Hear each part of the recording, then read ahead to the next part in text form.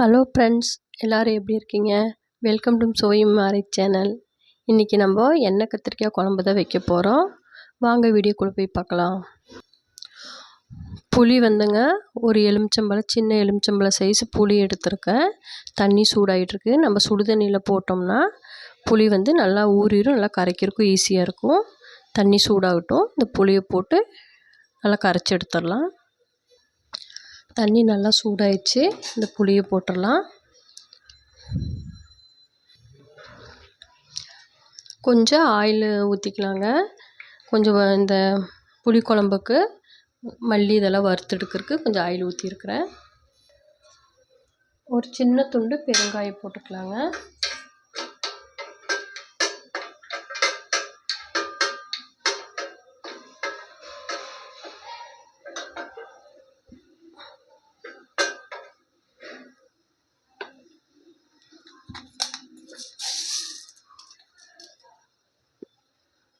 ஒரு 1.5 ஸ்பூன் வந்து வெந்தயம் போட்டுக்கலாம்.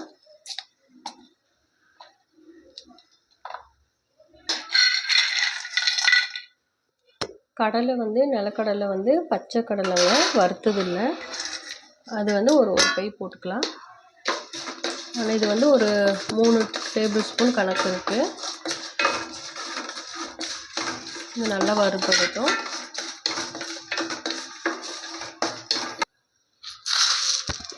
கடலைப்பருப்பு வந்து ஒரு 1.5 டீஸ்பூன் போட்டால் போதும்.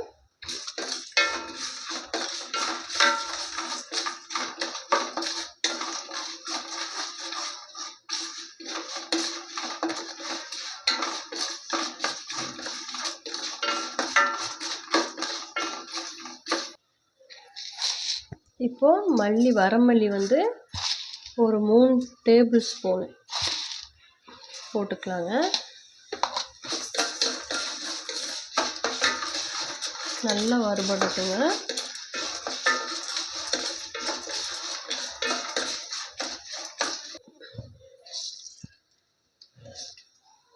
வெள்ளை கலரில் எள்ளுங்க, அது வந்து ஒரு 1.5 டேபிள் ஸ்பூன் போட்டுக்கலாம்.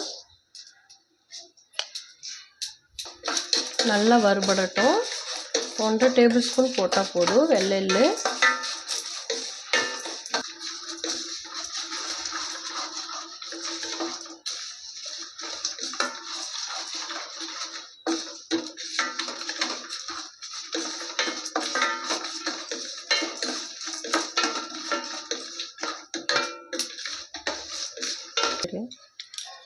இப்போ கடைசியாக வந்து தேங்காய் துருவல் ஒரு 3 டேபிள் ஸ்பூன் போட்டுக்கலாம்.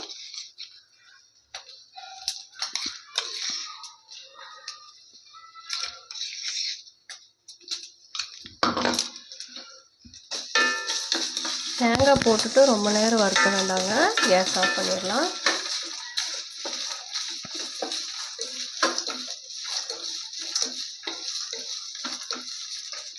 இது வந்து நல்லா ஆற வைக்கலாம். ஆற வச்சு மிக்சியில் அரைச்சிக்கலாங்க. இப்போது கத்திரிக்காய் வந்து கட் பண்ணி வச்சுருக்குறேங்க. இதுக்கு கொஞ்சம் மசால் போட்டுடலாம்.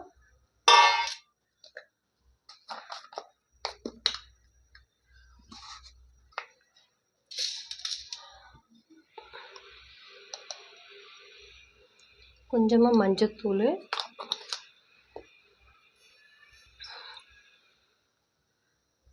மிளகுத்தூள் வந்து 1 ஸ்பூன் மிளகுத்தூள்,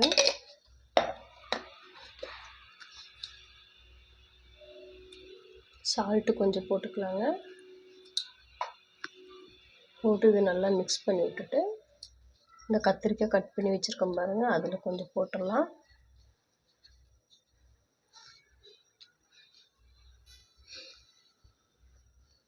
பாருங்கள், கத்திரிக்காய் வந்து இப்படி கொஞ்சமாக 4 பக்கமும் இப்படி கட் பண்ணிவிட்டு இது கூட இந்த மசாலா கொஞ்சம் போட்டு தடவிடலாம்.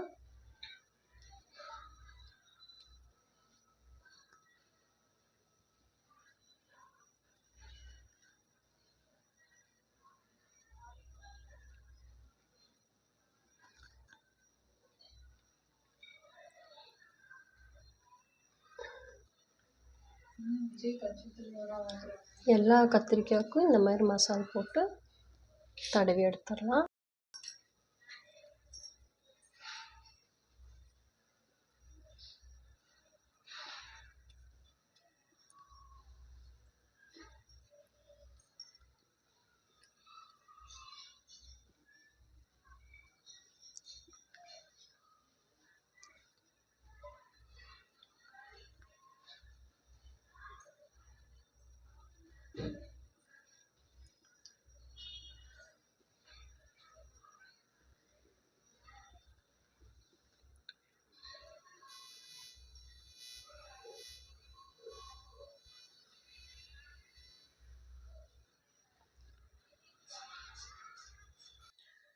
எல்லா கத்திரிக்காய்க்கும் மசாலா தடவியாச்சுங்க.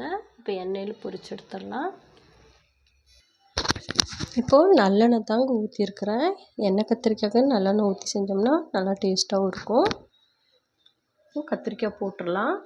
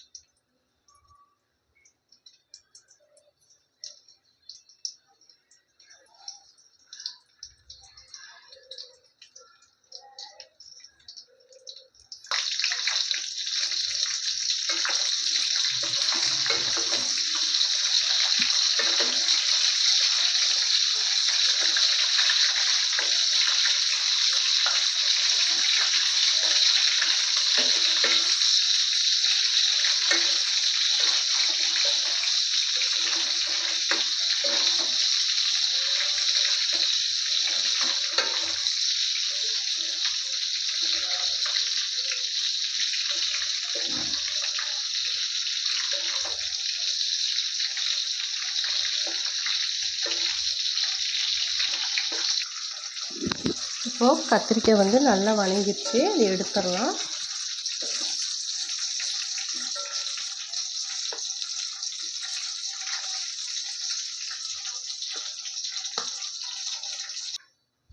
இப்போது கத்திரிக்காய் வணக்கினது எடுத்து வச்சாச்சுங்க. இப்போது ஒரு 3 டேபிள் ஸ்பூனு நல்லெண்ணெய் விட்டுருக்கேன். ஒரு 5 காய்ந்த மிளகாய் போட்டுக்கலாம். 5, 6 காய்ந்த மிளகாய் போட்டுக்கலாம்.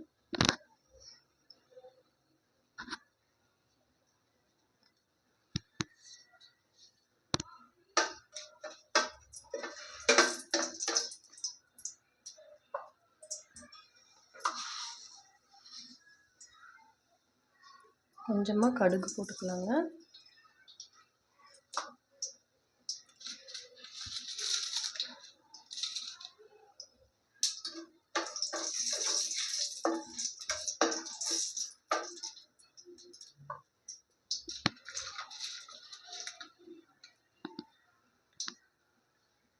பூண்டு வந்து ஒரு 10 பல்லு பூண்டு உரித்து வச்சுருக்கேன். அதையும் போட்டுக்கலாம்.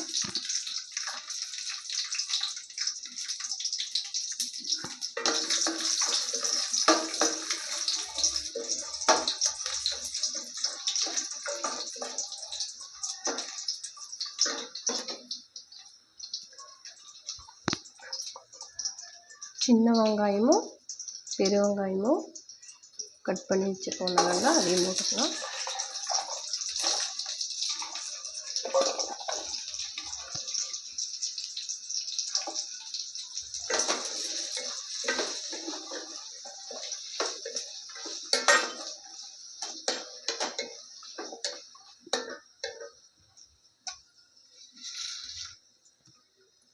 ஒரு கை கருவேப்பிலை போட்டுக்கலாங்க.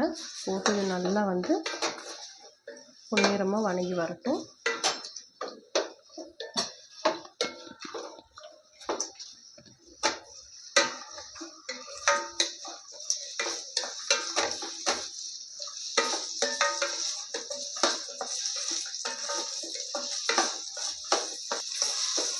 நம்ம மசாலா வறுத்து அரைக்கும் போது பெருங்காயம் போட்டோம். அதனால் பெருங்காயம் போட வேண்டாம்.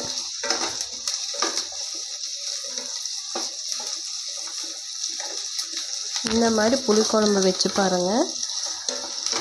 புளிக்குழம்பே பத்தாது, அவ்வளோ சீக்கிரம் காலியாகிடும்.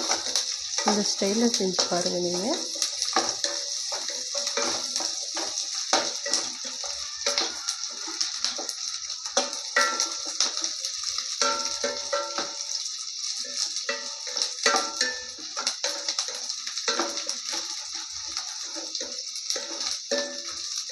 சின்ன வெங்காயம் வந்து முழுசாகவே போட்டால் நல்லாயிருக்கும். கட் பண்ண வேண்டியதில்லை. அப்போ தான் அந்த குழம்பெல்லாம் நல்லா வெந்து வரும்போது முழுசாக அந்த கத்திரிக்காய் குழம்புக்கு சாப்பிடும்போது நல்லாயிருக்கும்.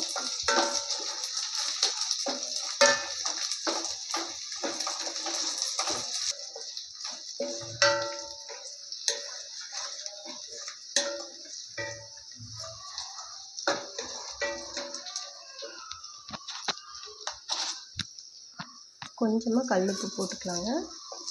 ஏன்னா நம்ம கத்திரிக்காய்க்கு உப்பு மஞ்சள் பொடி குருமிளகு பொடி போட்டு உள்ளார வச்சு தான் எண்ணெயில் வதக்கியிருக்கோம். அதனால் கொஞ்சம் பார்த்து போட்டுக்கலாம், பத்தலைன்னா கூட போட்டுக்கலாங்க.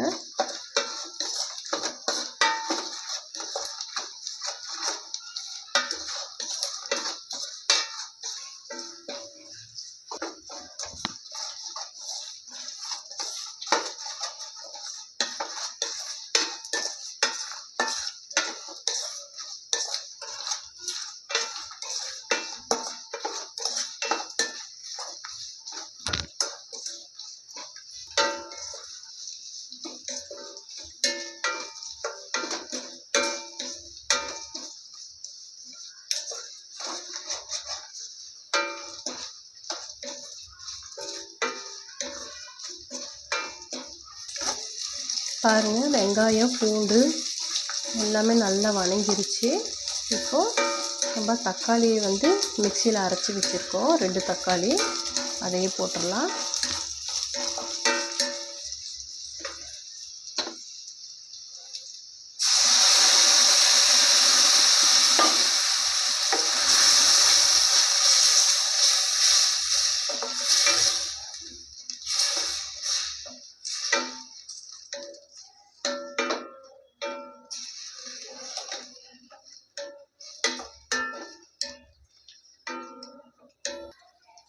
இப்போது இந்த ஸ்டேஜில் ஒரு 1½ ஸ்பூன் மிளகாத்தூள் போட்டுக்கலாம்.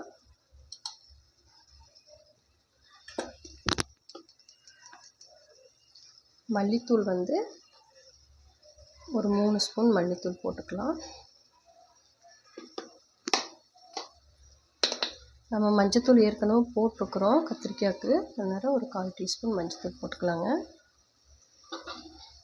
போட்டது நல்லா இந்த மசாலா நல்லா கலரி விட்டு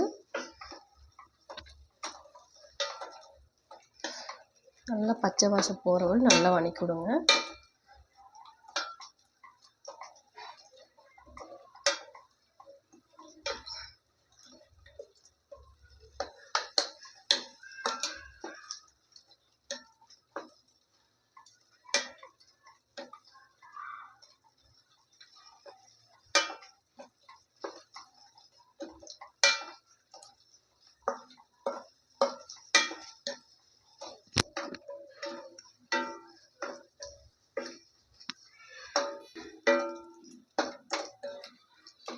இப்போ நம்ம புளி தண்ணி கரைச்சி வச்சுருக்கோம் பாருங்கள், அதையும் ஊற்றிடலாம்.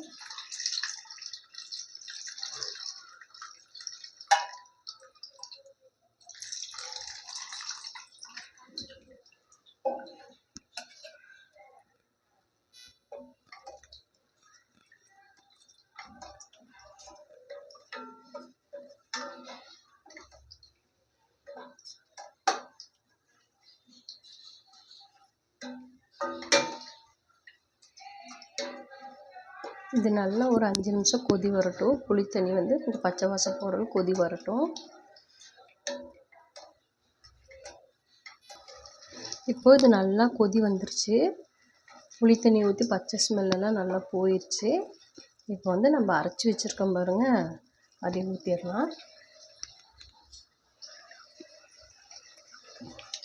உங்களுக்கு மிளகாத்தூள் வந்து நான் 1½ ஸ்பூன் போட்டிருக்கேன். உங்களுக்கு நீங்கள் காரம் அதிகமாக சாப்பிட்றதா இருந்தால் நீங்கள் வந்து ஒரு 1/2 ஸ்பூனு 1 ஸ்பூனும் நீங்கள் போட்டுக்கலாம். இப்போ நம்ம அரைச்சிருக்கிற மசாலா போட்டுடலாங்க.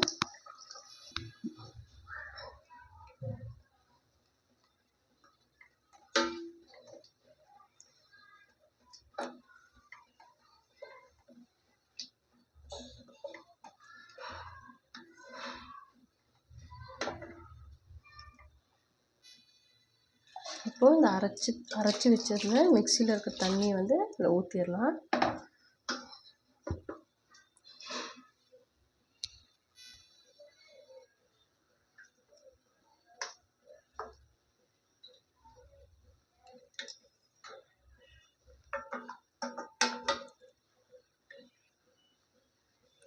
இப்போ உப்பு காரமெல்லாம் கரெக்டாக இருக்குன்னு பாருங்கள்.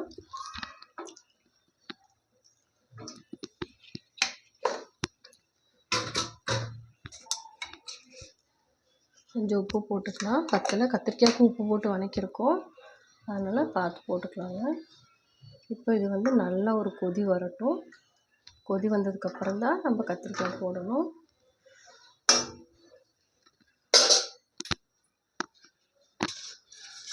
ஒரு 5 நிமிஷம் நல்லா கொதி வரட்டும். நல்லா கொதி வந்துடுச்சு.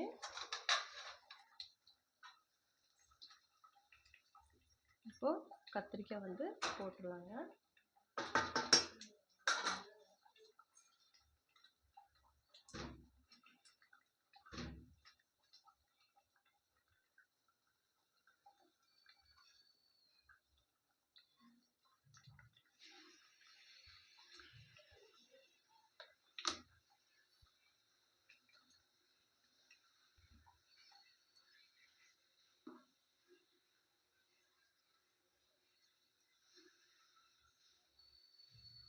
நல்லா ஒரு 5 நிமிஷம் கொதிக்கட்டும்.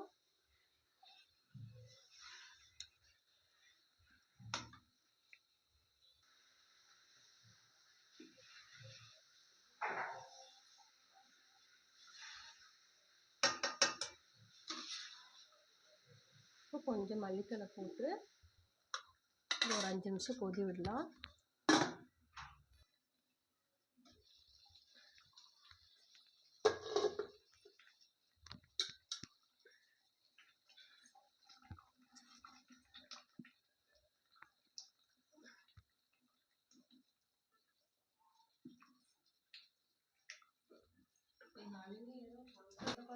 இப்போ ஒரு துண்டு வந்து வெல்லம் வந்து ஒரு துண்டு போடலாங்க.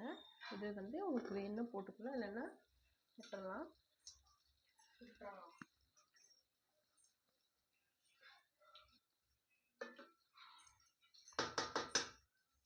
இப்போ கடைசியாக வந்து ஒரு ஸ்பூன் நல்லெண்ணெய் ஊற்றிக்கலாங்க.